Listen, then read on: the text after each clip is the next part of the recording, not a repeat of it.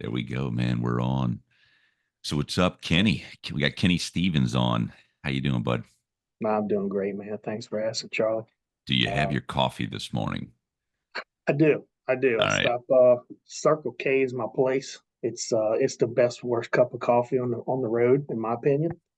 So I There's something about that gas station coffee, man, that it's just so perfect. yeah, and usually my wife she makes coffee like she pre-makes it in the morning and puts it on a timer, right? So which is awesome because when I wake up in the morning I catch my shower, and then when I'm getting ready to leave, I get that coffee smell. And everybody knows that's the greatest smell ever, right? Uh, Um, but the yes. little one's been sick for like almost a week. So we've been kind of back and forth, working from home, taking turns working from home, taking care of her. And yesterday she started feeling better, and we were completely exhausted. She was exhausted. We're exhausted. It's been a long week. Yeah, I bet. It's always weird when somebody gets sick or gets a cold in summer. I never understood that. But Yeah, yeah, it happens, man. Well, that's yeah. good, man. She's only coming out of it. Yeah, no, she's definitely coming out of it. It wouldn't be too bad if she was like just kind of this little whiny, needy girl, but she's just, man, I feel for everybody in the past because she's exact like me when I'm six. Like, leave me the fuck alone. I'm gonna do whatever I want to do. Like, she just kind of gets into these swings where, when she's down and out. Leave her alone, leave her be. And then as soon as she starts feeling better, she instantly like, all right, let's get dressed, go outside and do something. And then she's having a relapse. But Um, while she's outside, when she starts feeling worse, she's pissed off at everybody because now she's feeling bad, but she was happy. I'm like, that's very familiar. is that you, man? Is that like a reincarnation of you? That 100% is me. Oh 100%. man, Yeah. that's awesome.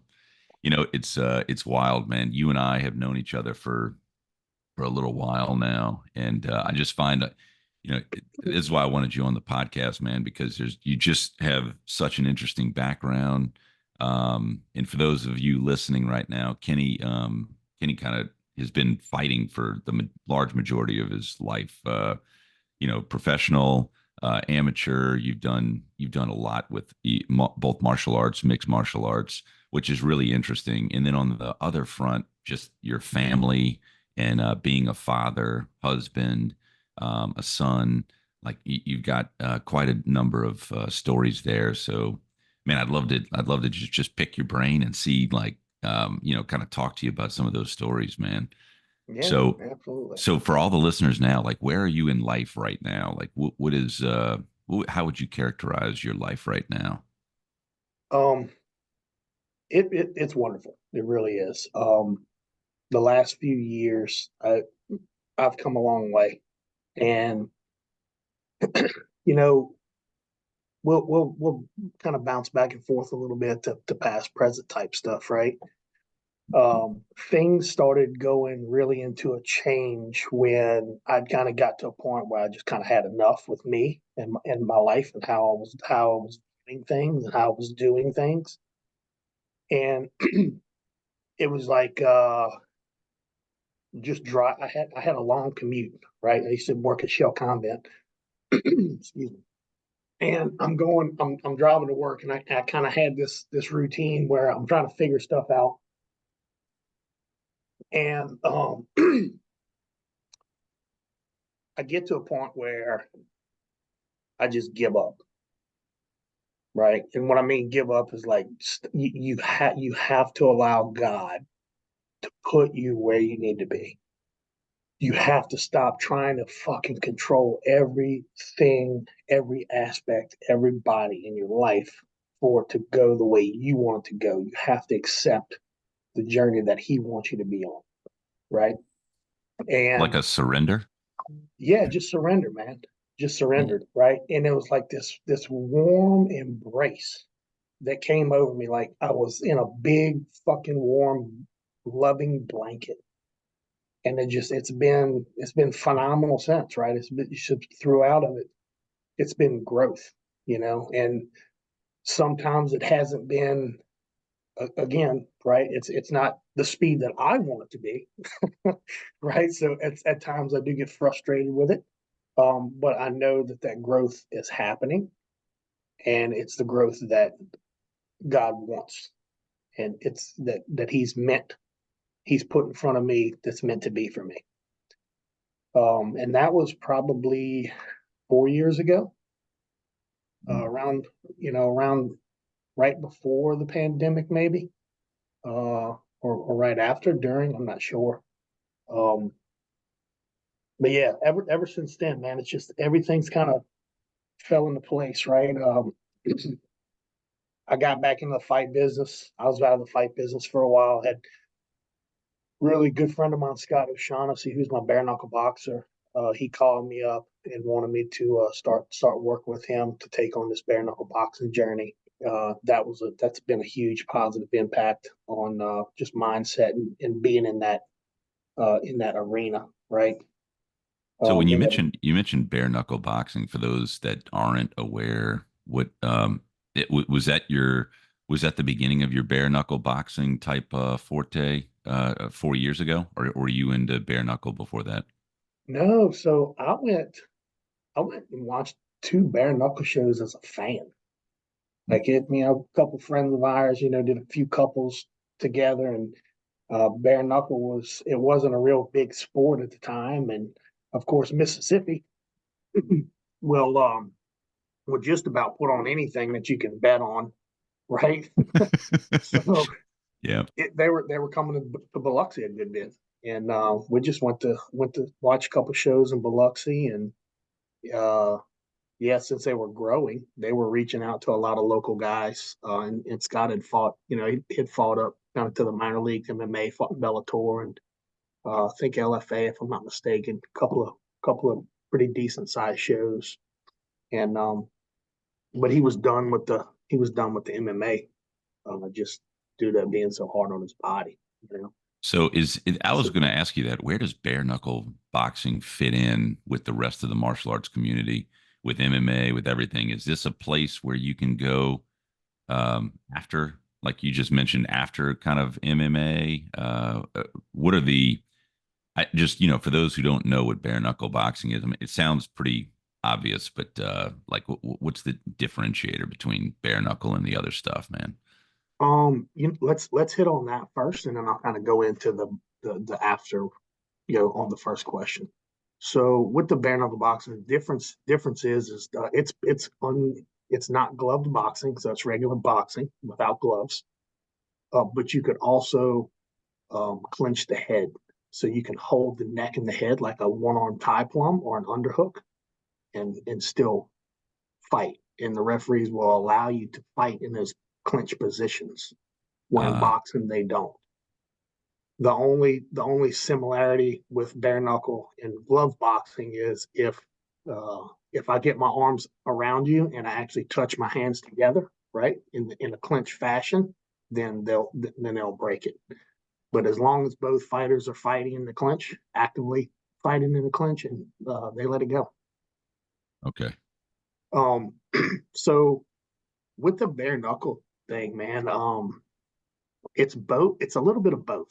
So bare knuckles coming into where MMA was 30 years ago, right? It was taboo, and it needed the right fan base to grow, and that's kind of where it's at now. Luckily, there's a lot of MMA, veterans that are crossing over to the sport that still want to compete at a high level, but their body don't allow them to compete at a high level because MMA camps are brutal on your body.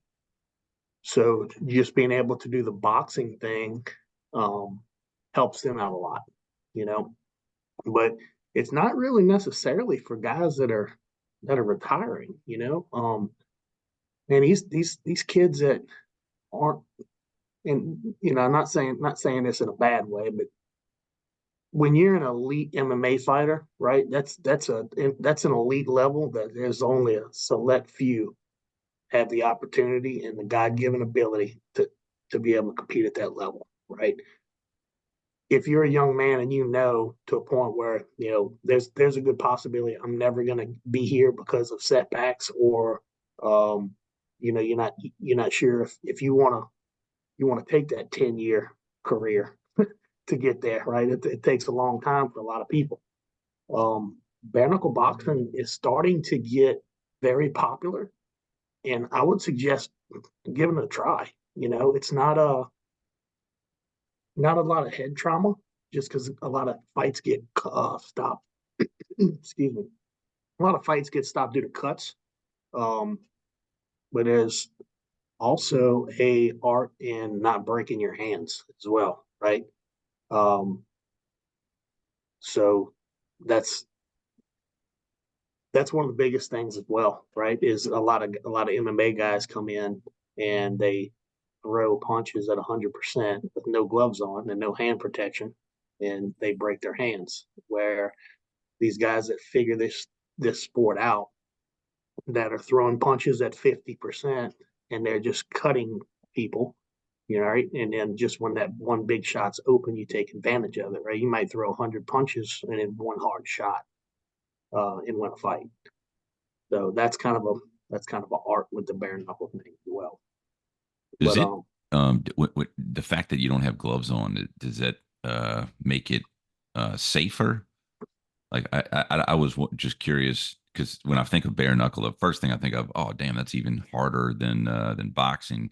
mhm, But then you don't have the weight of the glove, and you don't have right, the protection like you're saying. So it does make you think, well, man, maybe it's a little bit less impact than like a boxing yeah, match, right?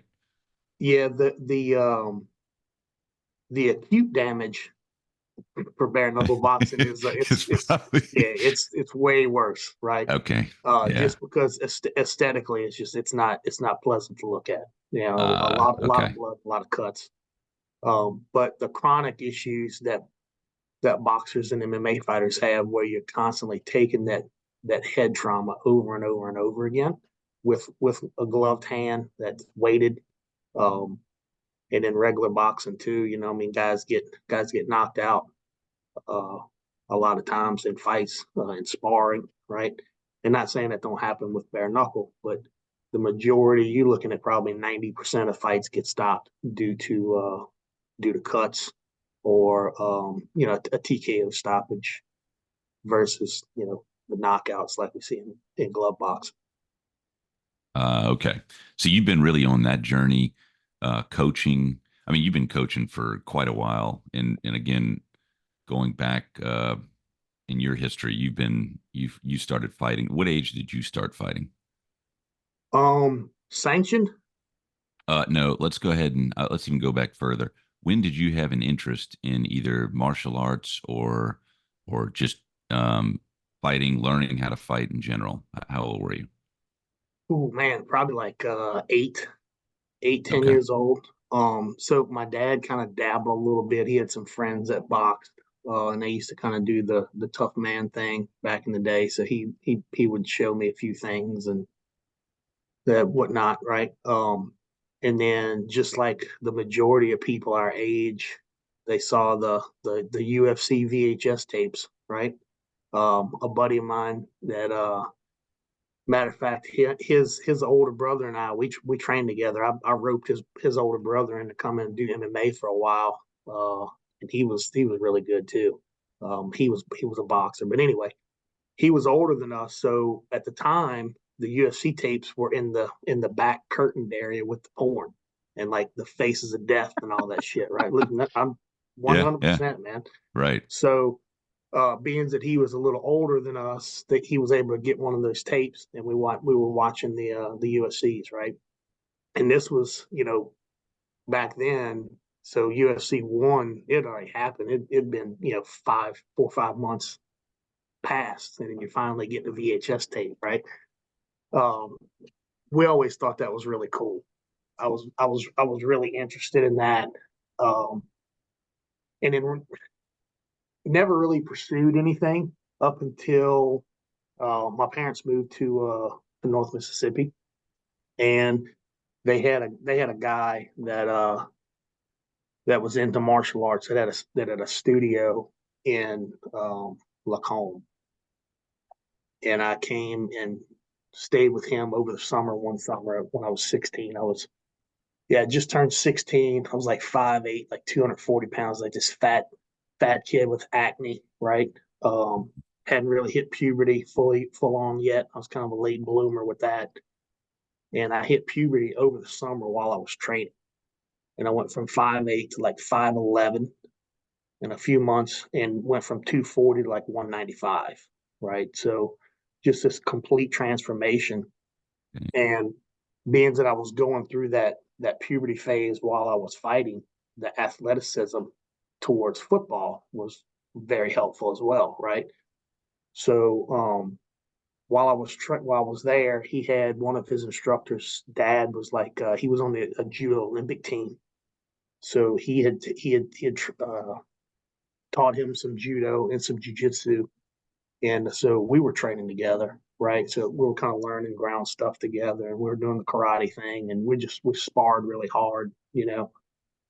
Uh, so the traditional martial arts kind of took me into fighting, right? Um, my dad would sneak me into this little country bar in Pearl River when I was 16, 16, 17 years old, and fight grown ass men, right? So I'm like this kid that's not even old enough to drink or buy a pack of cigarettes getting snuck into a bar room.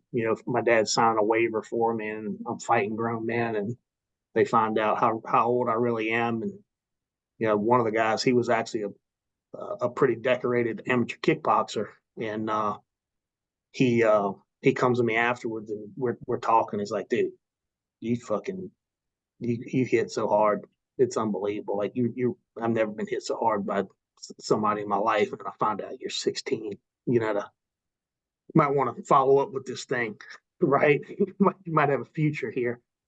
Right. So Um, wait, back up here on you're going into these bars. It was like an actual fight. yeah, They yeah. would I'm sorry. organize fighting. They were doing like a little organized fight, right? So there Okay. was this local boxing promoter. So it Uh, was gloved boxing. yeah, so you could either do boxing or kickboxing, right? Okay. And And just what did you do? come Were in, you sign a doing? waiver, and well, I was doing kickboxing. Okay, you were doing kickboxing. Yeah, yeah, Damn. So 16 years old, going into a bar, fighting grown men. yeah. Did that? I mean, what was your mindset there? What motivated you to do that? Was there some part of you that was like, yeah, I just want to know what's driving you at this point to like what Um, excited you about fighting? it was scary. Ah, I was fucking scared to death. you know, that was a big contributing factor, right? It's kind of one of those mindsets of you've been doing this thing, and you're saying that you're interested in it. So let's do it. And then when it comes that time, uh, it's scary, right? And being able to kind of walk through that wall, walk through that door, open that door, and go to that side of things, right? Where there's a lot of people that can't do that. You know, it takes a lot of testicular fortitude to know what's about to happen, right? Because you know you hear people talk about fucking whatever, some joke schmuck tell you. I've been in 100 street fights, right? Street fights happen that fast. You don't have a chance to think about it. When you set a time and a date, and you have days, weeks, months to think about, like, okay, on this day, I have to prepare for battle. I potentially lose my life because people die every day, right? In a sport, in a combat sport in general. And there's going to be another man across from me that's going to do something against my will, and I have to stop it. That's that's scary, right? And it's in front of people, so everybody's going to see it. And I'm a huge not so much anymore, but I was always like the always looking for other people's approval, yeah. right? So Okay. being in front of a crowd and failing in front of a crowd was huge for me, right? It's like everybody's going to see me fail, so that was a big driver as well. Um, Well, but that's interesting. How much of that was was instilled by your dad? Like, what was your relationship with your dad at the time?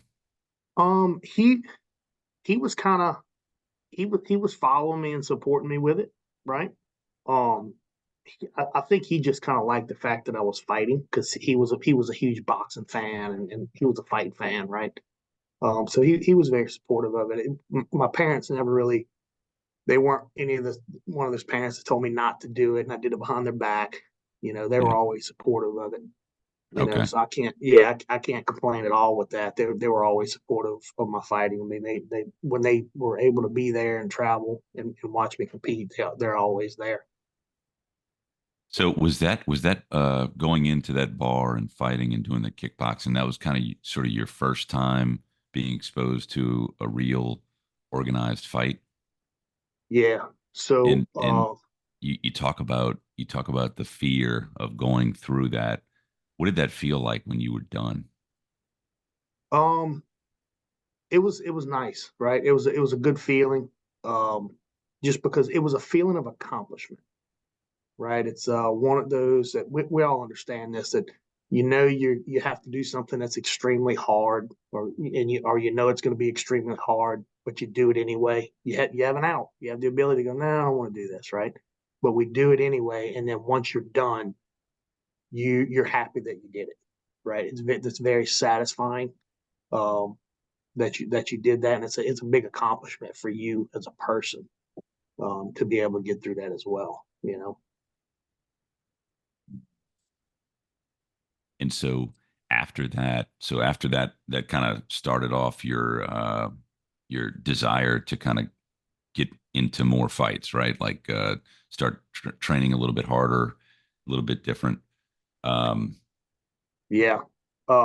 So that actually kind of segued into, so I was in 1999, I finished as the number eight ranked full contact karate champion, like, in the world. I was number eight ranked in the world. Holy And cow! I got number eight through a disqualification. So, um I was, my parents were not well off at all, right? We were very poor. Everything that we had to fucking work for, man. And I got invited. Well, I had qualified and was invited to go to the World Championships, in Niagara Falls, Ontario. And And my this is a parents, karate. This is a karate yeah, tournament. this is a full contact karate tournament, right? It's like a continuous sparring, full contact karate And when you tournament, say full right? contact karate tournament, does that mean you have gloves or the Yeah, pads? there's gloves, headgear, foot pads, right? Okay. Kind Okay. of your typical, in the gi thing, but Yeah. instead of it doing like the point stuff, right? You actually continuously fight, and they score you, whatnot. Gotcha. Um, so my parents raised this money for me to go there. We drive up, right? Because we can't afford flights or nothing. We make like a 26 hour, 27 hour road trip to go up there, and at me coming in as number eight, of course, on the brackets, right? As the low seed, you always pull the high seed. So I pull the number one guy. I'm the number eight guy, right? Um, the fight starts. He throws like this front round kick, and I block it, right, with my left hand, and send the right in his nose, right, and he drops, like, fight's over. 4 seconds into it, fight's over. Wow. And this is against Well, the number one dude. number one dude, right? He's bleeding like a stuck pig everywhere, right? His nose is under his eye, and they're like, "Yeah, you can't do that." Like, what do you mean? He was gonna kick me in the fucking face. Why can't I punch him in the face? Right? Like, you can. Then I find out you can actually punch to the face, but you can't excessively punch to the face. So the gift that God gave me to hit extremely hard worked against me in this instance, right? So, 26 hours, months of raising money, 4 seconds, I'm done, dude. And I'm Oh, like, they actually disqualified you from the oh rest of the yeah, tournament. yeah. I'm done, disqualified. That match was lost. I stay at the eight seed. That was it, right? Now, of course, the number one seed, he was done too, so I was happy with that. But he, I at that point, I've realized like if you're gonna continue to pursue this, this isn't the avenue, right? And then at that point, I start thinking like, man, this cage fighting thing seems really attainable, right? And at that point, also it wasn't MMA; they used to call it NHB. It was no holds barred. Well, Um, how before we get to that, how old were you when you had this karate world championship tournament? 17, 17. 17. Yeah, I And this just is the turned. adult division? Like the No. Well, yeah. So it's 17. It was 17 and over, right? okay. So I was kind of at the bottom of the adult division. Uh-huh. Um, so yeah, and it's all weight, weight divisions and things like that. Okay. Um, Gotcha. yeah, uh, yeah. Funny story, right? Is the qualifier was actually on ESPN. It was in New Orleans, and I don't know if anybody has ever heard of a guy. His name's Raymond Daniels. Raymond he was extremely athletic. Probably one of the most athletic individuals I've ever watched compete. He started out in like point karate and stuff. Got into kickboxing, and now Raymond, he actually fights MMA. He's in karate combat now. He's like 40. Um, he knocked out my buddy like out cold on national television to qualify. Like this jump spin fucking crazy. It was like a jump spin kick that he laid right He on the landed side of it? his. Oh yeah. Oh, Raymond's like 6'4", could do like 720 twists, backflips, and like he was like if you wanted a guy to dress up like a Power Ranger and do shit, Raymond Daniels was that guy, right? And of course, my buddy pulls him as his first fight and gets flatlined. oh man. Yeah, When I think about that, it reminds me of Karate Kid in a way that, like, going to this world championship tournament. The thing is your journey was not through traditional belt ranking systems. It doesn't sound like it was. It sounds yeah, like you just went through the school of hard knocks and you started fighting. Like you got into a ring and you learned from actually fighting. yeah. And so when you wore your uniform, your gi and everything for the world championship, did you have a belt?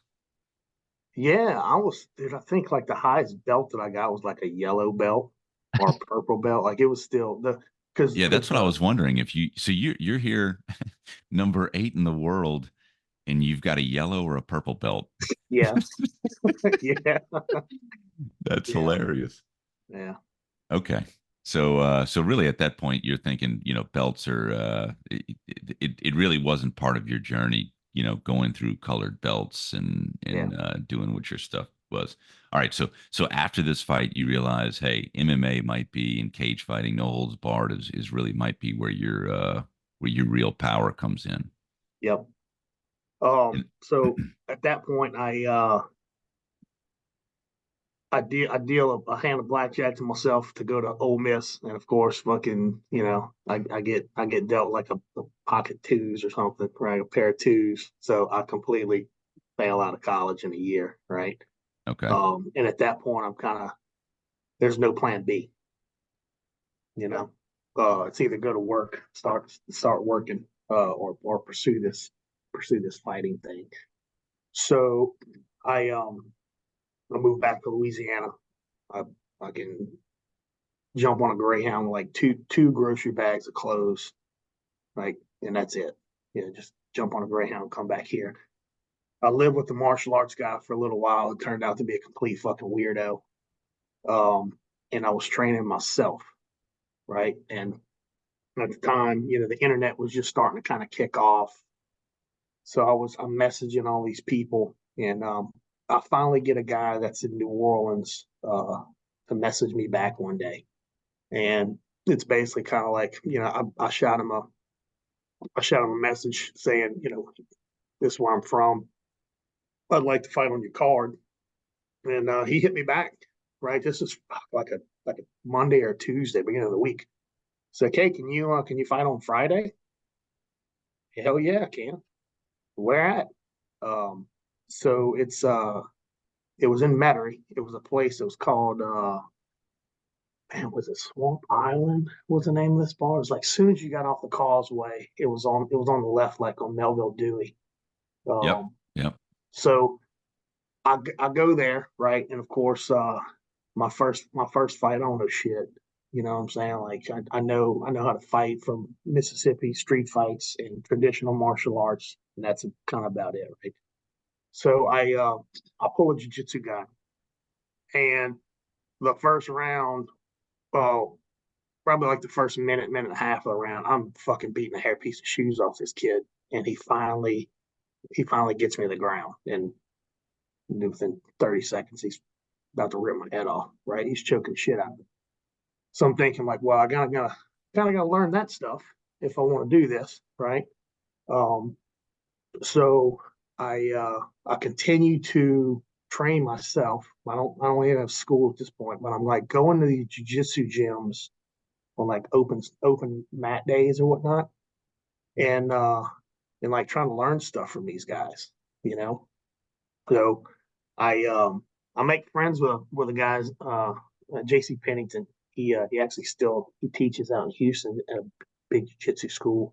Um, he was tattooed. No, he was piercing right next to the machine shop that I was working at. Right. So he invites me over to his gym. We train a little bit. He has a fight scheduled, right? So like his first fight is I think mine was like this was like my second or third like um, cage fight, right? MMA fight, and we I fight this guy that's he's like 5'8", like 220 on everything Mexico. Like this dude's like fucking no neck, just used to the fucking dance, man. And here I am, this I'm a 20-year-old, 19-year-old kid that's just still training himself. So we uh we go out there, and of course, luckily for me, he don't know anything about jiu-jitsu. So we're standing and fucking banging it out. This dude breaks my jaw in the first round, right? Holy cow. And yeah, and dude's so strong, like he has me in a front headlock, and it felt like I was in a fucking truck. Like he just super strong. Uh, and just keep competing, right? I go to the corner in between rounds, like round one and two, and I tell my dad, I'm like, hey, uh, yeah, my teeth are sticking into my tongue. Something's wrong with my jaw. He's like, well, I can stop the fight. I'm like, no, I'm not fucking stopping the fight. That I could see like he was really, really tired, right? I'm like, I'm fucking beat the shit out of this dude. So we go out, and I end up beating him, right? Jeez. And he he gets dragged into the back. Like he didn't even walk. He gets dragged into the back, and JC is fighting after me, right? And I don't know this until after the show. We're talking. He's like, "This is my first fight ever for anything, right?" And like, I know you, and I'm watching what's going on out there, and then this giant fucking massive muscle gets dragged in the back like a corpse, and I'm about to walk out and do this, and I'm just like, this is a terrible idea. Well, you bring up, I mean, like, what's so interesting to me, man, is that there's very few people, um, at least in my opinion, like you, out there roaming the world because you just said you broke your jaw and you just decided to keep on fighting. And, I can imagine doing that, like if your life was on the line, but, Mm, but like to be out there and voluntarily have your jaw broken and then you continue to pursue it. There's something innate within you that, it can't be trained. Like and I've seen it. I've been exposed to martial arts my entire life, and I know the difference between somebody who can do the moves and somebody who is a true fighter. Innate, inside, and like they fight. It doesn't matter what moves they know, and you're demonstrating that because it doesn't matter what belt you had around you. It doesn't matter whatever it is. You're going to learn. You're going to pick it up, and you're going to continue to grow into that. If you lose, there really is no losing. You're just going to learn. and you're going to keep mm, getting better. mm. And that's what's so crazy to hear this story about you, man. You're brushing through things that I think the majority of guys probably wouldn't even, yeah, wouldn't even do, like wouldn't even consider doing or too afraid to do. And Yeah, you're just brushing right through them. Like, hey man, this is, yeah, this is what happened. That which is so cool.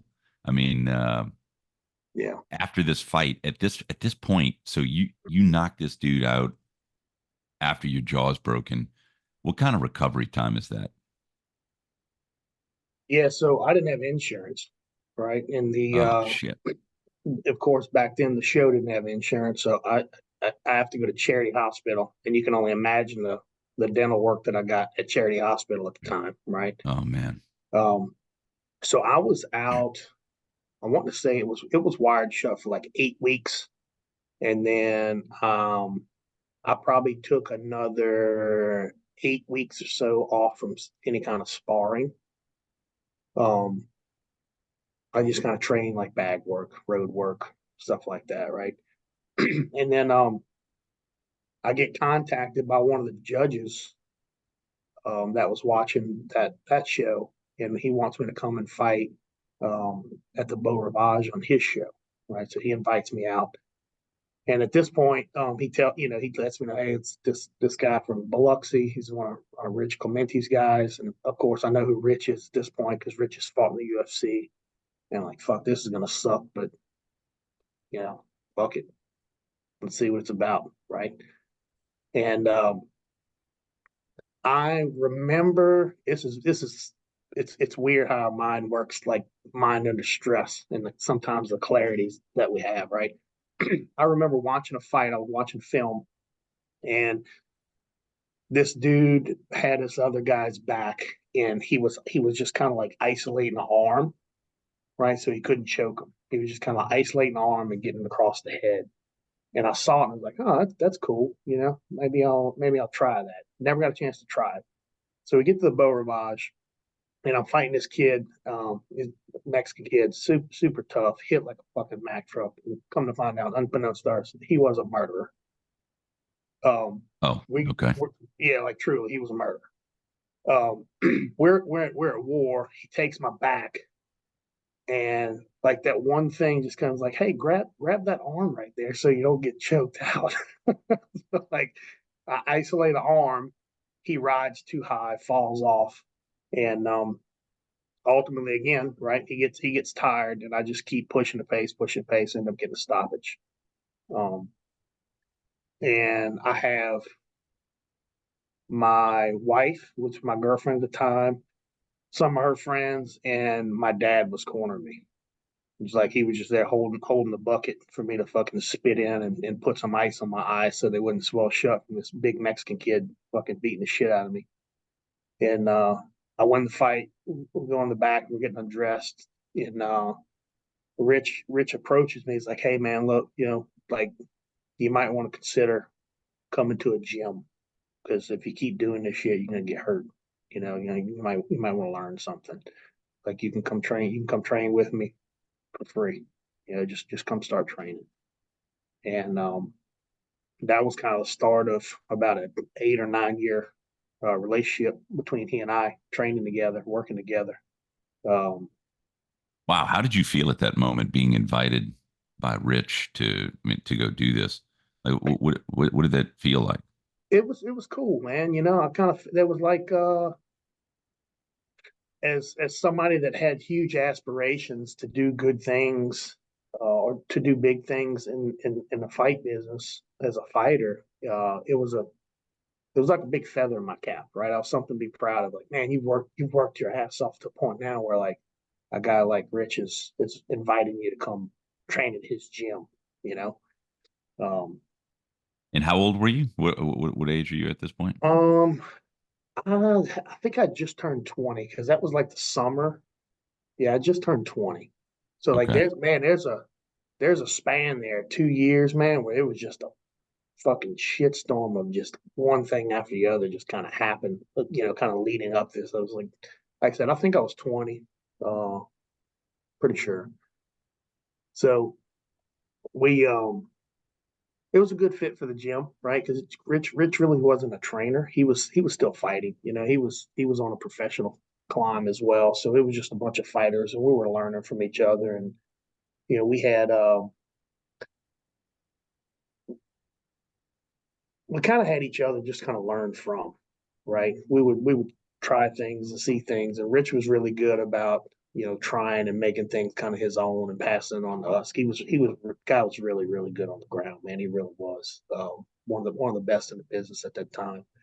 So we were blessed to be a part of his gym, and we even had like our Sunday practices were pretty well known on the Gulf Coast. Like people would come in, they would drive an hour or two to come train with us on Sundays, where you just put Vaseline on your face and put gloves on, and fucking people got knocked out, people got cut. I mean, it was tough, man. It was like the one of those kind of school of hard knocks, very similar to hearing stories about like the shootbox gym in Brazil with Vanderlei Silva and those guys, right? Um, they're similar to it, man. A lot of tough motherfuckers come out of that gym. They really did. Is that the ones you called Bloody Sundays? Is that what that That was was? the bloody, yeah, that was the bloody Sundays. Yeah, that was them. Damn. It was a trial by fire, man. Like it's kind of one of those that if you were the new guy, the introduction to Fight Club, right? If it's your first day at Fight Club, you are going to fight. If you were the new guy there, man, you could always put your money that you were going to take a fucking beating. Like, just Uh, kind of to see where you were at, see what you were about. If you were about it, good. If not, you didn't cut the mustard, then you wasn't going to be part of the team, or yeah. wow. And did from a recovery standpoint, did people get? I mean, I'm just thinking if somebody's actually got a fight coming up, do you go to Bloody Sunday or you got to Yeah, take off the time? you just go a little lighter. Yeah, I didn't say it was the smartest idea. Yeah, That's yeah, it was. fantastic. Yeah, just go a little lighter. Be careful, right? Don't be careful like with the elbows and stuff. Or you'd kind of tell a guy like, oh, I got a fight coming up. We're tone it down just a little bit. Which Well, that probably that works until somebody swings pretty hard, and then everything just ramps right back up to normal ramp, huh? yeah, that conversation never happens at that point. It's the ego gets involved, and people get mad. Next thing you know, right? And it's funny because if guys had fights coming up or whatnot. Rich had this squeaky fucking high pitch scream of a voice that if guys were going too hard, you'd hear him like, "Hey, fucking tone it down. That's enough." And kind of break loose and recover. But if he didn't tone it down, or one of the two of you guys didn't step back and like, "Hey, let's let's turn it down a little bit, right? Let's not go so hard." It just kept going, man. Just kept getting ramped up. It's just how it was. Damn. So you did that for so this was kind of your rise into MMA and ultimately you were taking more amateur fights before you started getting into the whole Ultimate Fighter. Yeah, so I was doing well on the amateur circuit locally. We started traveling a little bit and fighting places, outside of the Gulf Coast region. And I had so a friend of mine was on Josh Rafferty was on season one. So at the time, Josh was training with Rich Franklin in George Gurgel. He got called up to season one and competed on season one. And Rich's manager at the time, Monty Cox, he kind of told Rich like, "Hey, if you got any guys that want to be on the show, they're going to have a heavyweight show." At that point they had two different weights. I don't know how they do it now, but it's a heavyweight side, and there'll be a welterweight side. So if you got a guy that can make 70, we'll do the 70 170 pound.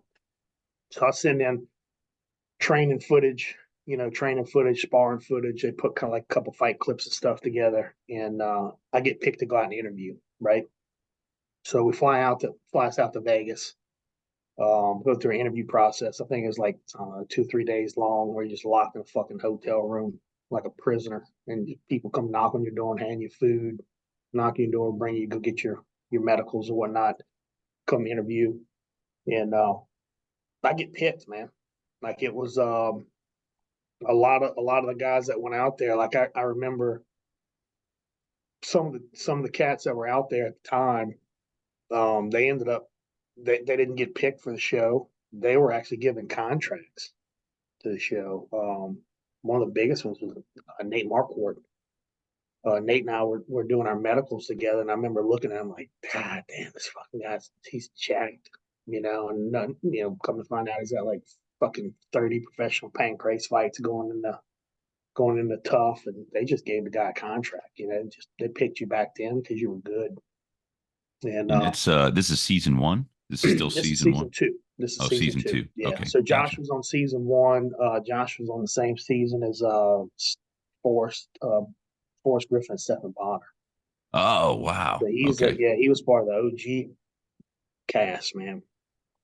Um, and then we go out, right? I get picked. We go out. We're doing the 2 a day training and whatnot, and I get picked to fight first, right? So I get picked to fight. I don't make weight, right?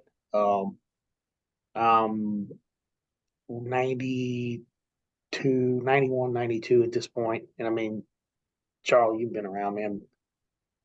That 240, I look small, I mean, you know me, I'm like 265, right?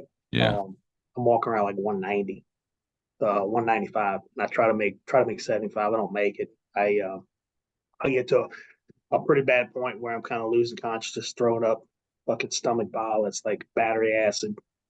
Uh, I'm just like, fuck it, man. I'm not cutting anymore. I just quit. Like, screw it. So There's no way I'm gonna be able to perform after this. I you were can't take trying a to fucking make 175? 170. So I You were got to 70. I got to 75. Um, Oh my gosh. yeah, and at that point it was pretty brutal. Um, so I'll finish the season there and go back home. And at that point, it's kind of you've been on season two of Tough, so you have opportunities, on the fight side of things. And I come back and I don't have the right people around me, right? It's just a bunch of fighters, and nobody to really kind of coach you to show you what you did wrong, why the way you're thinking is right or wrong, right? You're just kind of wandering about trying to figure out these emotions. And the only thing that I knew how to do was just take fights, just like fight. But I was fucking depressed. So like I didn't want to train. So I was kind of half-ass training and not doing a very good job of that. And I'm getting all these higher end fights, against really good guys and doing well. But just like looking back at it now, I'm like, you weren't even fucking training. You're fighting guys that actually went to the UFC and had good careers in the UFC. And you weren't training, right? You just kind of half-assed it. So that took a big bit out of my drive there for a while, right? And man, I went on like I was like a 2-6 skid, right? I went from being like I don't remember what my record was at the time, but a lot more wins than loses, right? And then I go on like a 2-6 skid after the show, and then just kind of walk away for a year. I'm like, man, just don't want to do it anymore. How old are you So, at this time? I'm probably like 27, 28, maybe. I'm still in my late 20s. Okay. Um, and decided to come back and make another run. Kind of get that fire back in me again. Make a run at it. And were you Um, still training at Rich's place? yes, yeah. I never Okay. left. Never left Rich's place, man. I've always trained at Rich's. It always was good camps, and that was my family's here. My wife, my kids. They didn't have those things like they have now, where all these really high end camps to go to back then.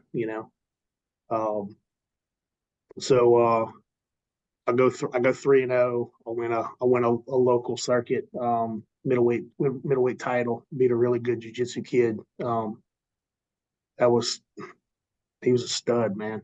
The kid was like fucking 8, 9-0, and then I take off for a while. I get hired on as a police officer, and I got to go through like the academy and whatnot.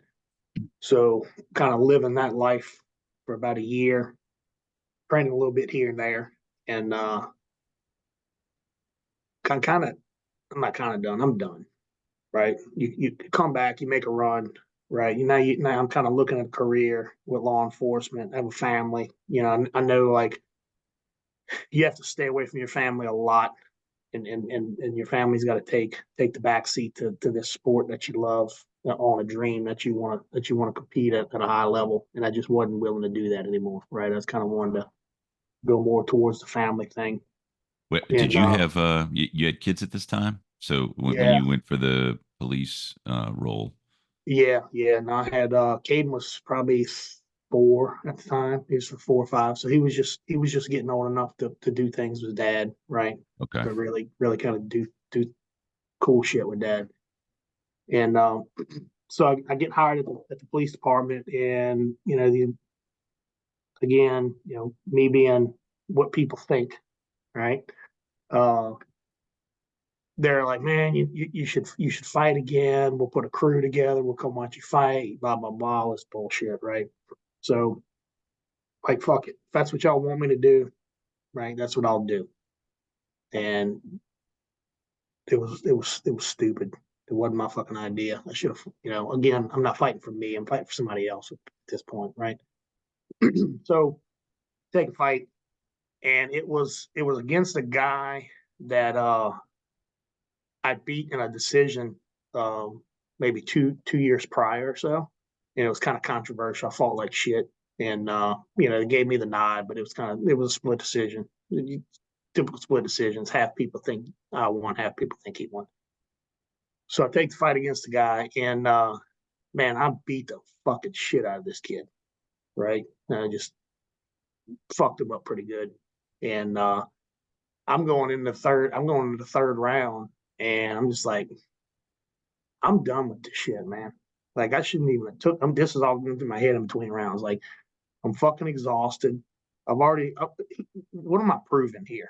You know what I'm saying? Like, I'm proving nothing. Um, I'm not doing this for the right reason. Uh, you know, I'm potentially taking damage that I shouldn't be taking. This guy's fucking. He's fucked up, right? I'm done. I'm done. Fuck this, right? I don't even finish the fight. really? It's fine. Oh yeah. I'm beating the fucking hairpiece of shoes off this cat. I'm just like, no, I'm done. So Bad you weight. stopped the fight? Yep. I just fucking. I'm like, fuck it. I quit. I'm done. Fuck this. Never went back. Never went back to the gym, man. Never went Holy back to the cow! gym. Yeah. Just kind of like one of those things that you have these thoughts, right? These fucking conversations with ourselves, and it seems like a 10-minute conversation in 2 seconds, right? Um, yeah, that's it. I'm done. And so, and what age are you at this point? I'm like 28. I'm like So 28, 29. 28, 29. With the history that you have, so you've basically been fighting for at least 11 years at that point, 12 years. Mm-hmm. Um, and you're and so so what has changed in you at this point? Like what are you My feeling? purpose is different. And looking back on it now, right? My purpose is different, um, now, then, and before, right? So one of the biggest things was my last two fights before I took this fight, right? I knew that I wanted to fight. I wanted to do something really good. Uh, I got really, really fat when I was training while I was being a cop. So I, excuse me, I went from like 265. Um, and again, it's kind of one of those the mentality things, right? Um, I was 265 in November going into the holidays, which that's like the worst time to start a diet, right? Uh, I'm 265 in November, and at the end of May, the following year is when I fought for a 185-pound title, and fought three times in that time frame. So in 7 months, 7 or 8 months, I'd fought. That was my third fight. Um, but it was just that last run of getting into that mindset, kind of proving yourself.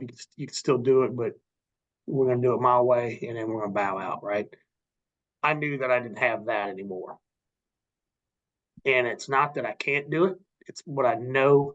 I know what it takes to get there, and I'm not willing to have other people. I'm not willing to sacrifice the things that need to be sacrificed to do that anymore.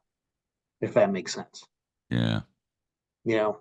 What makes sense is the fact that at some point you got into this to prove. I want to hear about that. Like you were proving something to yourself through this journey, right? There was something you were trying to get a hold of, and whatever it is, you got it, and there was no need to prove it anymore, right? Yeah. So, what is it? Have you kind of put your finger on that when you were trying to go up in the ranks? What were you trying to prove, and who were you trying to prove it to? Some of it was a proof to myself, just to kind of show that you can do what you set your mind to do, right? Because I'm a real big mental guy. But also too, I was again wondering what everybody thinks, right? I was an aspiring MMA fighter, and there was a lot of people that was behind me, so I wanted to make them proud, you know. Which at the end of the day, the only people that should matter is yourself and your family. As long as they're behind you, everybody else is just fans, and that's white noise. Um, but yeah, I think that was the biggest turning point. Was I knew that at that point, taking that fight, because I didn't want to fight. I just took it to please people. I was not the guy, 8 years ago, that was standing there with a broken fucking jaw, looking at another man, going, "I'm still gonna fucking kick your ass." Right? It didn't matter. You could have had a fucking K-bar knife, and I'm still gonna kick your ass. Right? That's a hard mentality, a hard mindset to get into and stay in, especially when you're not 100% committed. You know, it's hard to get there. Well, it's amazing how mental the game is. I mean, there's so much physicality, but to think that your mind, depending on where you are, perspective, mind shift, like that shit Yeah. will shut. It can shut you down. Oh yeah. And it may be for the very right reasons. When I think about a lot of the stuff that you described, like fear, you talked about stepping into fear. It seems like as you were proving this stuff to yourself, there was definitely a fear component. You're stepping up to a challenge, right? And in figuring out what that challenge is, and then getting through it, and then you're on the other side of it. Had this had an impact on other areas of your life, like conquering the fear and fighting? I'm curious to know what how did that impact other areas of your life? It impacted other areas of my life negatively.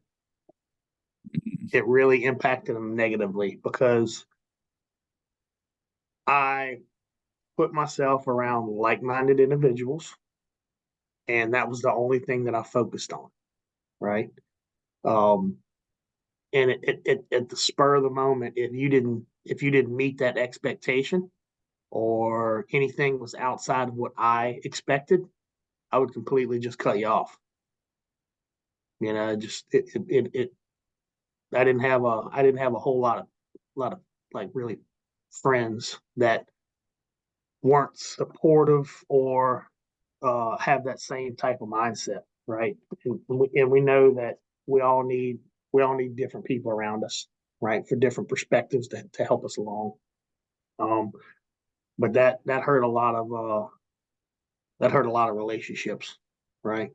Um, and realistically, that's kind of why I have so much love and respect for my wife, because she knew me at that time, right? And she had the ability to see something in me that I didn't see in myself, and stuck around for a fucking long, long, hard road to get to where we are now.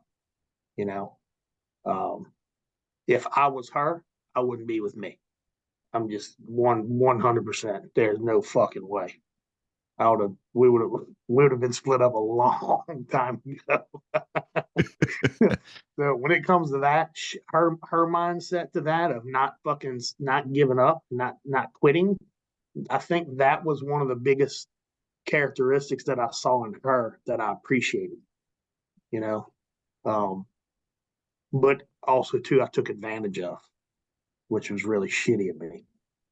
Um, but again, that's one of the big things why I still love her and respect her is because of that. Boy, that's pretty special. It's like, so you were this physical powerhouse and she's been a mental powerhouse. Yeah. Did you do you think that it's a prerequisite to be singularly focused and be able to fight well like you did? Like, can do you know fighters that are balanced and have all the, know all both sides and can still go into a ring and freaking be a killer? Yeah, there's guys out there that's like that. They're few and far in between, But at the end of the day, here's all the similarities, right?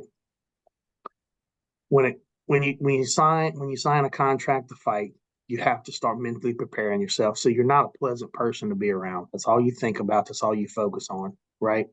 You can try to involve yourself in whatever it might be, your other businesses, your families, whatnot. But knowing, again, you set a date and there's some violence that's going to happen on that date, and you're going to be involved in it. It changes you as a person, right? Um, Outside of camps, there's a lot of guys that fight are really good guys. They really are. And I think that's another thing that people don't understand is, most of these guys that are fighters, they are good people. They're very centered, balanced men, just because they have the ability to have that outlet. But getting ready for a fight, everybody's the same, man. You know, it just there's no way about saying it any other way. There's a stress of going into that. There's a stress in that preparation, and you're grouchy. You're fucking. The closer it gets, the stricter your diet gets. You're not eating, and you cut weight, and it puts a strain on relationships if you don't understand that type of struggle. It can be very off-putting to people that don't really know you, right? Um, so it's weird, man, because like if I know guys is getting ready for fights and they're really being fucking assholes, I don't take it. It's like it's not personal. I get it, where other people don't understand that. They just think people's being dicks and they're being short tempered, and I get it. You know. So at what point did you start getting into the coaching and like changing? Because I would imagine there was probably some gap that you had where you're no longer going to fight, and then you start to consider helping others fight. um, think, man, I was just doing dumb shit, just working with people like at work and stuff. I had a couple of guys that wanted to learn how to kickbox and stuff, but I didn't really get into it full bore until Scott called me. Right? Okay. I No, I'm lying. I'm lying. I retract that because I'd retired already, and I was working with Brendan for a while before Brendan moved up to Milwaukee. He went to Rich's place, first for a little while, and then he went to Milwaukee. Went and trained at Duke Rufus's place, and then but yes, there for a few years while Brendan was an amateur. His first, I don't know, shit, probably 8 or 10 amateur fights, probably like 10 fights. He and I worked together a good bit, and then once he turned pro, he he's at these bigger camps now where he's got full time coaching and whatnot, at that level. So that was probably like a, I don't know. See, he was to work with him for a few years and then took some time off to kind of time away from it. And then Scott had called me, started working with Scott. Um, and like Brendan and I really never lost touch. We've always kind of like when he was home every now and again, he'd call me up like, hey, let's go hit some mitts or get a workout in. But that's kind of now that I'm back in the coaching a good bit, have a gym. I have Scott got me back started in the bare knuckle thing, which is kind of a blessing, man, because it was a challenge of being a new sport. And again, looking at it from an artist standpoint, right? You're either an artist of violence or you're an artist of tactic. And when you can't be a violent artist anymore, you kind of take on a role of potentially being a tactical artist, right?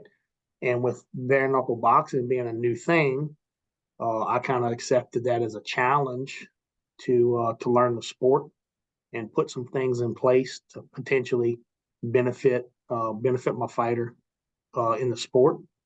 And I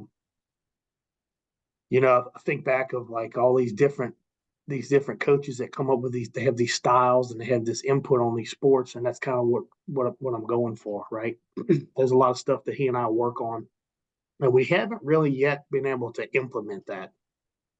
Some things we have, but he hasn't. Man, it's weird because like I can't wait till the time that he actually performs how he's supposed to perform. You know what I'm saying? Like at the level where he's at with the bare knuckle and the things that we're working on, if if he have, when he puts that together, it's going to be a fucking symphony, right? And we both know it.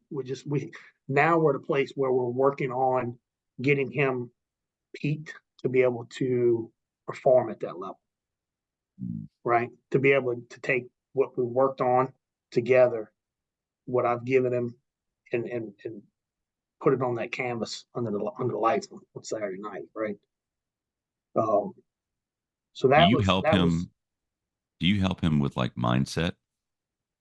Or I I know it I sounds like try to. tactics, but just Yeah, I'm not a fucking therapist by any means, right? But I do try to get them on the right track, right? We talk a lot. Um, Try to kind of set the tone, right? I'm a big visual guy, so we do a lot of visualization stuff.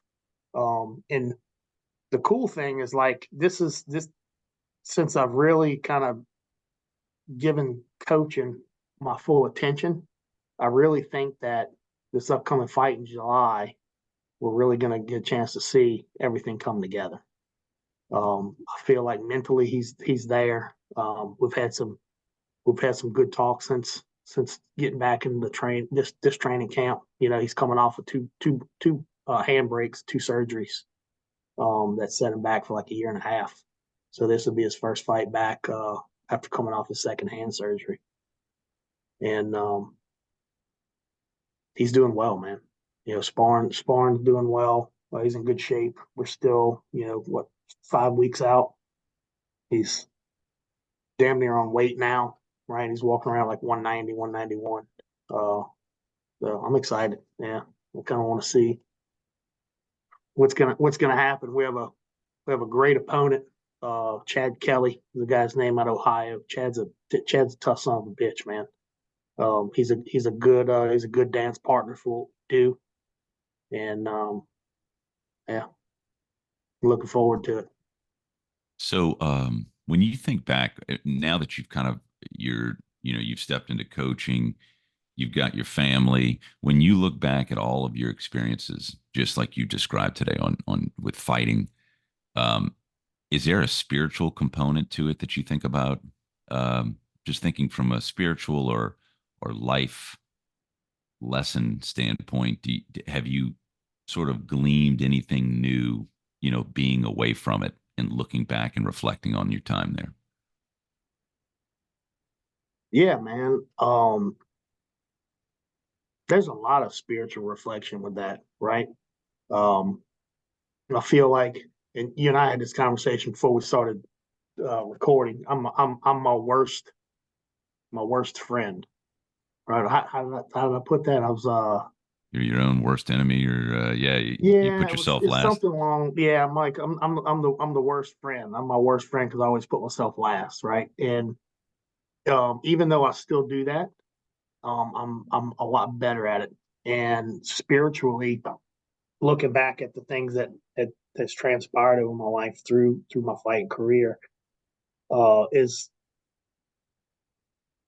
I don't want to put this. So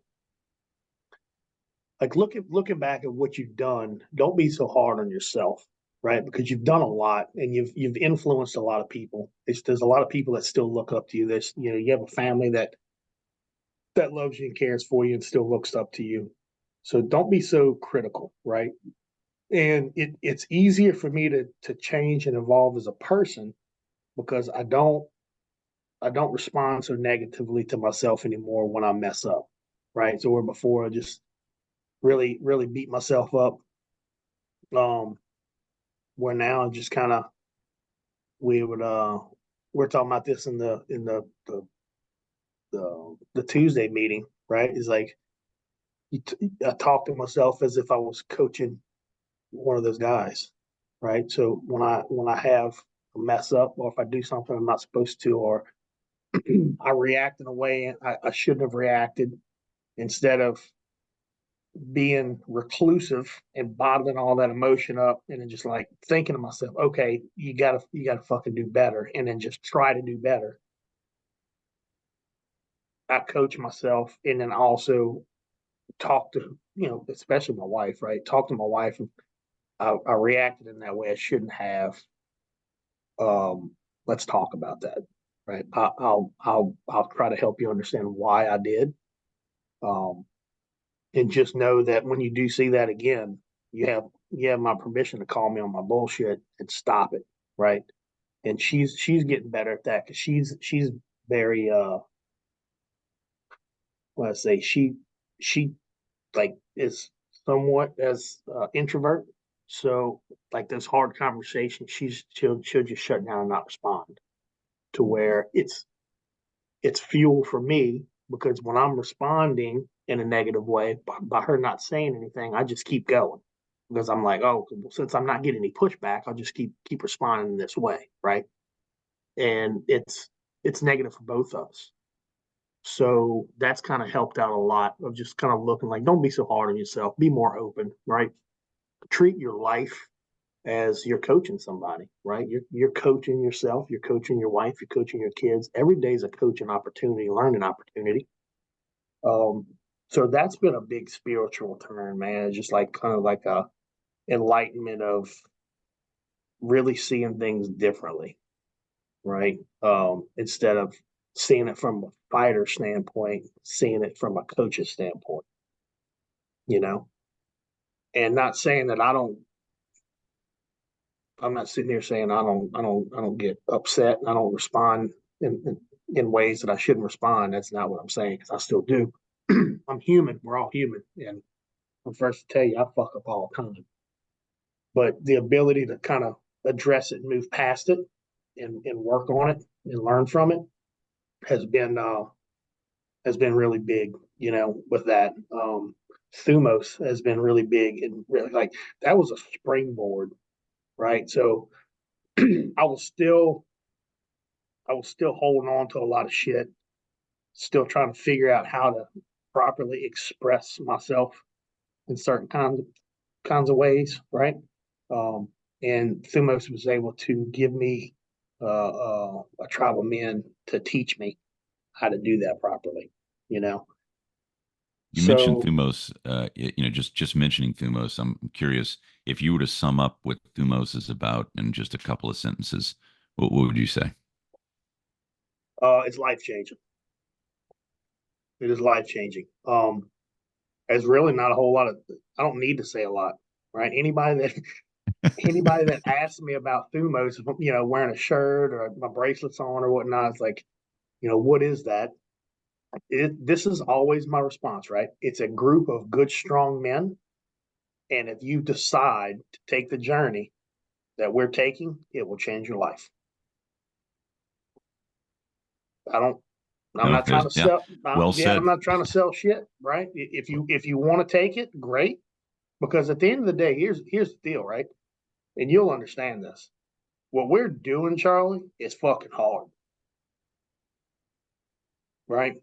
Being able to accept and embrace our flaws and admit our flaws, right? And work on the shit that we need to work on as men.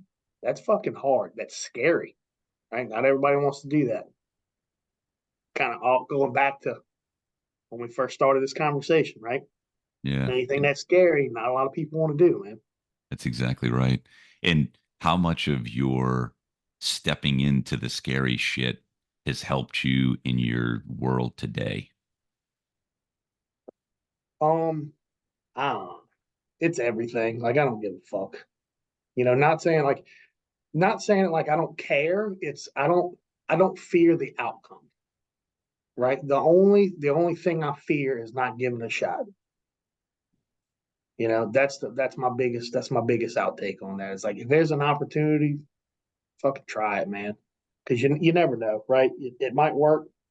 It might be a huge opportunity of learning from it, or you might fail at it, and there's a huge learning opportunity, right? So either way, it's positive. Either way, you got to do it, man. Have you heard of the term warrior in the garden? Yes, Yeah. Do you see yourself as that? Or do you ever envision yourself as the warrior in the garden, now that's in your post fighting career? that's what I'm working towards, right? And again, me being critical of myself, I feel that I still have a long way before I'm that gardener, but that's the goal. Mm. So now we rewind 4 years ago, you surrender to God. You surrender and everything has been good since. What was before you surrendered? Can you sort of describe what was the stress level? Why was the stress level at a tipping point for you to where you had to make that decision? Um, let's pause minute 26. Oh, You want to write yep. that down? Let me respond to this I am real quick. And all right, we're back. So as we were talking, uh, so we talked about kind of rewinding the clock when you was sort of surrendered, or in your words, you sort of just kind of released and said, "Hey, this is let me just let God take the wheel." Um, Prior to that, there was like a stress level. I'm assuming that you were at a tipping point where you had to make that decision, and I was curious, what can you kind of describe what led to that point in your life where you had to make that decision to surrender? Yeah. So metaphorically, I'll explain it metaphorically, right? So I'm in a place where my career is going well. All these people are like see me as this leader, like in a role. I'm in a leadership role with a big corporation, and all these people are just like you know their problems are dumped on me. I'm trying to figure out their problems and coach and help and do a good job and still be a good father, a good husband and provider. And all this shit on the outside looks great, but like internally, there's this fucking turmoil that I'm dealing with, right? And it was some spiritually, but also just kind of trying to figure out emotionally, get clarity. I open door, it's like you open a door and there's a brick wall behind the door, right? And it's like I'm opening all these fucking doors and I'm opening doors. And it's just there's no open door in sight, right? Um, and the stress level of to being able to maintain that level of leadership and calmness, right, and be successful at what everybody was seeing was no longer able. I was no longer able to juggle that and manage that with the internal struggle, right? And I knew that. I knew that if I, for one, I was fucking dying. Like there was a thing inside of me where I knew like you're gonna have a heart attack by the time you're 50, right? You're gonna be fucking dead. Um, I'm having all these health issues where like my blood pressure. This is no shit, Charlie. A normal day for me, my blood pressure was like 170 over 110, 180 over 110, right? Oh man. Um, I felt bad one day while I was at work and I had one of my firefighters take my blood pressure and it was 205 over 120. Holy Like cow. that's stroke level, Yeah. right? That's What fucking stroke level. this was normal for you, or is something Yeah, spinning in your head, just this stress? You just letting the stress and anxiety just stress and eat you anxiety, up? just constantly stressed and anxious, right? And again, not knowing how to process it, not having the right people around me to process it, right? I just figured that was normal. So just keep pushing on, keep pushing on, keep pushing on, right? There's not having an outlet in turn. And knowing that you're killing yourself doing what you're doing, you're not going to be there for your family for long term. You're not figuring any of this shit out, right? I started kind of really going back to God, watching videos, and I'm seeing these people that don't believe, non-believers, have near-death experiences, or they have something happen to them where they're touched, and yeah, and I never even really thought about it. It just kind of happened, right? I'm going through this talk with myself while I'm driving. I had an hour and 15-minute drive. Um, and it just kind of happened. I was just like, I'm tired of opening doors. If this is what you want me to do, I'll continue to do it. But I'm surrendering to you, and whatever you need, I'm willing to do it. And since then, blood pressure hasn't been up. No, so I do kind of have an issue with like going to the doctor. I hate going to the fucking doctor. It'll still go up like when I'm there, but I've taken it before when I'm home and it's fine.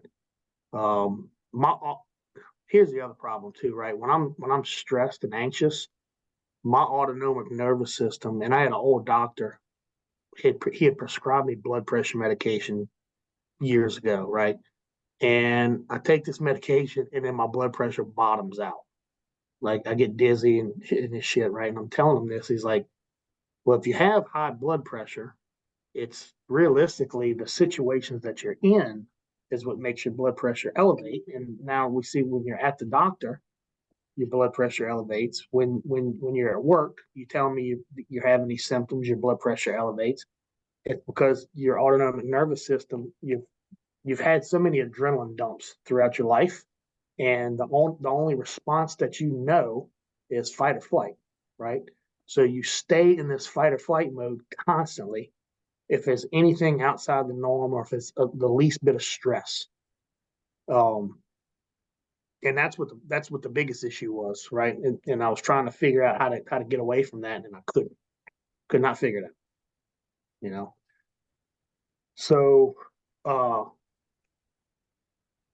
I mean, look, I still struggle with that from time to time, right? But the ability to identify it and stop it is come a long way, you know. What a conundrum, man. You that nervous system response, fight or flight, is what elevated your game fighting for so many years.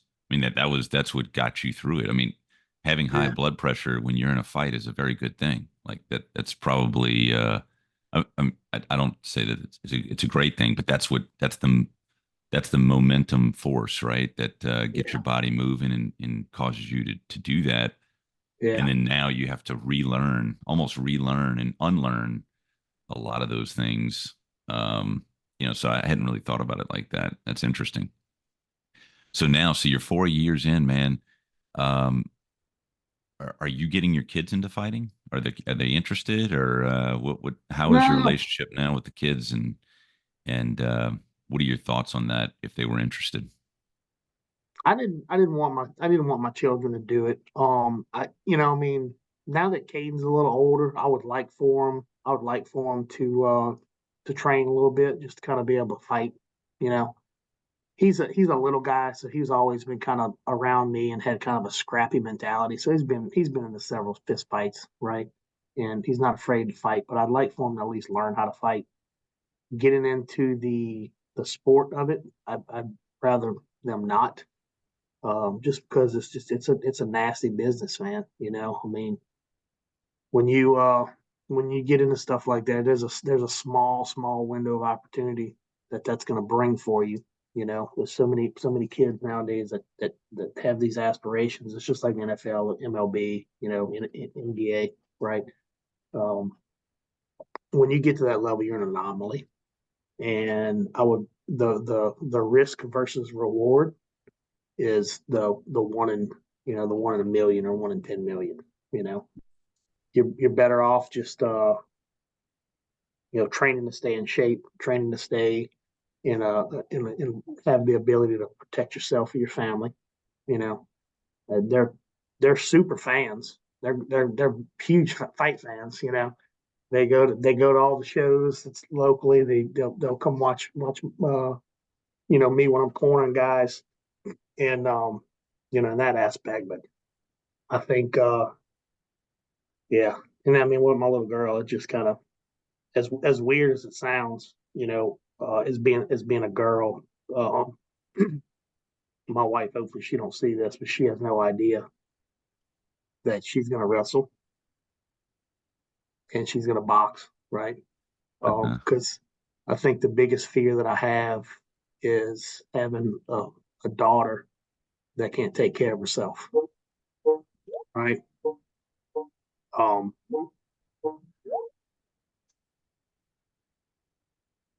yeah, that's interesting.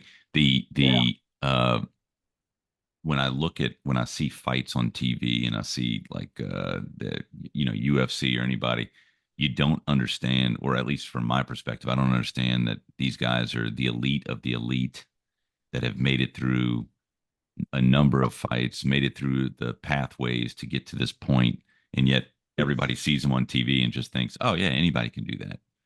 If yeah, you train hard enough, yeah, you can do that. And it's very much not the case when you compare it to like an yeah, NBA or MLB. It's like, okay, that makes so much sense, man. yeah. Um, but Yeah, no, that's good. train hard, take your vitamins, and pray, and you can be a superstar right now. It ain't happening. No, I don't think so. Well, man, before we wrap it up, I want to ask you, like, um, as you sort of reflect on your fighting days, your non-fighting days, your coaching days, um, what what's the life lesson here, man? What would you say is where you're at, and kind of the lesson that you've learned, kind of the one that bubbles up for you the most? Um, Enjoy the journey, right? Embrace the journey, um, and be grateful for what's put in front of you, right? Having the opportunity to live this life that we get a chance to live, and I feel super blessed being able to live the life that I have lived and still have people around me, right? To allow me to go on this journey with them, um, and being grateful for it.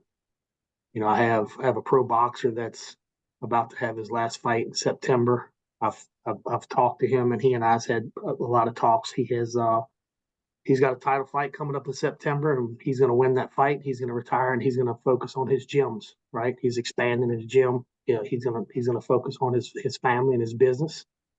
And I think that's a huge win for me as a coach, and I think that's a huge win for him as a fighter. Right? Um, with Scott, right? Same thing, man. I mean, he's got 3 more fights left on his contract. We're gonna make a run at the Police Gazette World Title in bare knuckle boxing. Um, he wins that thing, right? Once he wins it, we're done, right? That's huge. He's gonna focus on his career as a police officer. And he's got 3 boys. He's gonna focus on his boys, right? Um, I'm lucky enough to take that journey with those men, right? I don't know how much longer Brennan has. I know Brennan's kind of he set a goal for himself that he's going to fight till he's 35. But he's close enough to a championship now, man. Like he wins a title and makes a couple $1 million. He's done. He's at a point now where he's going to be done with the sport, and he's going to do just what all of us that's went through this shit that want to do, man. We want to take care of our family. We want to focus on ourselves. We want to be better men. We want to be better fathers and husbands. And for the most part, we want to be fucking left alone. And that's beautiful. Thank you, Kenny.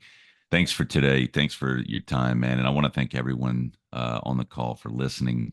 If you like what you've heard, just remember to follow, share, give us a strong review. And if you're a man out there searching for improvement and growth, be sure to check out Strong Dad's Community. You can check us out on Instagram.com, whichever way. So, with that, Kenny, we'll wrap it up for today, man. I appreciate your time, brother. And Yep. thanks for sharing your heart, man. I'm gonna, if you don't mind, I just kind of want to speak to just to piggyback off the guys, whoever is listening, Yeah, go for it. with the Strong Dads community. Again, like I said, it's life changing. There's so many different types of men that you're gonna meet from all different walks of life, right? And Charlie, you understand this because you're sitting next to guys that 3-star admirals in the Navy retired to guys that are construction workers, right? There's so many different steps along the spectrum of men that you're gonna encounter. Um, but the weird thing is, it's not weird; it's beautiful. The beautiful thing of it is, we all have that one thing in common, right? We're all striving for that one goal, and that's to be better men. And there's so much support towards each other in that Thumos community. It's unbelievable.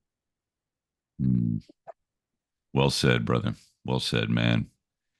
Thank you. All right, brother. Well, with that, we'll wrap it up. Thanks, Charlie. I appreciate you having me, brother. All right, thanks, brother.